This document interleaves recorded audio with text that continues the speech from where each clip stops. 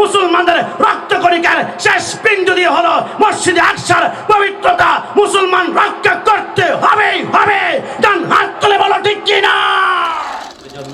গতকালকার আগের দিনের নিউজ আপনারা পড়েছেন বা দেখেছেন কিনা আমি জানি না, যে আমার মুসলমান ফিলিস্তিনের ভাইরা যখন তারাবির নামাজ পড়ার জন্য মসজিদে আকসা ঢুকে পড়েছিল, গতকালকার আগের দিন তাদেরকে আবার রাবার বুলেট মারা হয়েছে, আর কামান মারা হয়েছে, আবার গরম পানির জলসা মারা হয়েছে। আমার যুবক ভাইদেরকে তারাবির নামাজ থেকে মসজিদে আকসা থেকে বের করে এবার বারান্দা থেকে তাদেরকে তাড়িয়ে দেওয়া হয়েছিল। কিন্তু আমাদের মুসলমানদের মনে ভীষণ কষ্ট আছে, কারণ এই মসজিদে আকসা হচ্ছে মুসলমানদের ঐতিহাসিক স্থান, ঐতিহাসিক জায়গা। এটা আমরা কখনো মেনে নিতে পারি না, কারণ মসজিদে আকসা সম্পর্কে আমার আল্লাহ পবিত্র কোরআনে আরো বলেছেন, কদ নারা তাকাল্লুবা ওয়াজহিকা ফিস সামাই ফালা নুওয়াল্লিয়ান্নাকা কিবলাতান তারদাহা। এটা মুসলমানদের প্রধান কিবলা, যেটার দিকে ফিরে আল্লাহর হাবিব 17 মাস পর্যন্ত একটানা নামাজ পড়েছিলেন। মসজিদে আকসা এটা ওই মসজিদ যেখানে আল্লাহর হাবিব সাহাবায়ে কেরামকে নিয়ে আমার 1,24,000 পয়গম্বরকে নিয়ে 2 রাকাত নামাজ পড়েছিল। মসজিদে আকসা এটা ওই মসজিদ যেখানে 1 রাকাত নামাজ পড়লে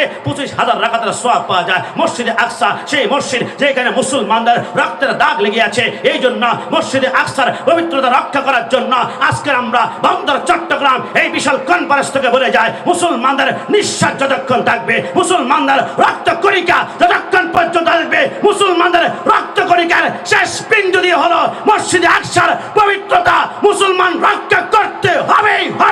ডান হাত তুলে বলো ঠিক কিনা।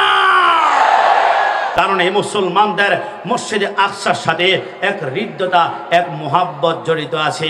এই জন্য আমরা সকলে ওই মসজিদে আকসার জন্য আমরা আল্লাহর কাছে প্রার্থনা করব, এবং আমরা যেখান থেকে পারি আমরা প্রতিবাদ করব। প্রতিবাদের ভাষা এমন হতে পারে, আমরা বিভিন্ন জায়গা থেকে প্রতিবাদের আঙ্গুল তুলে আমরা বলবো, মসজিদে আকসা আমাদের জান, আমাদের প্রাণ, আমাদের কলিজা, ওই জায়গায় কেউ হাত দেওয়া যাবে না। এই জন্য আমার যুবক ভাইরা জামা আমার সামনে আছেন, মসজিদে আকসার ব্যাপারে কোনো ভিডিও ফুটেজ যখন আসবে এটাকে শেয়ার করে প্রতিটা বাংলাদেশের রন্ধ্রে রন্ধ্রে পৌঁছে দিবেন। আর আমরা আল্লাহর কাছে প্রার্থনা করবো, গো আল্লাহ মুসলমান ভাইদেরকে হেফাজত করুন। কারণ ইহুদিরা মুসলমানদের উপরে যেভাবে রক্তচক্ষু দিচ্ছে, আমরা মুসলমানদের হয়তো বা অস্ত্র নাই, আমাদের গোলা বারুদ নাই, আমাদের কামান নাই, আমার 147 নাই, কিন্তু মুসলমানদের সবচেয়ে বড় অস্ত্র গত বছর আমার ভারতের কর্ণাটকে আমার বোন সেই মুস্কান দেখিয়ে দিয়েছে। মুসলমানদের সবচেয়ে বড় অস্ত্রের নাম হচ্ছে আল্লাহু আকবার। আল্লাহু আকবার মুসলমানরা যখন আল্লাহু আকবার ধ্বনি দিবে, বাতিল বলা ইহুদি বলা সমস্ত মসনদ খানকান হয়ে যাবে।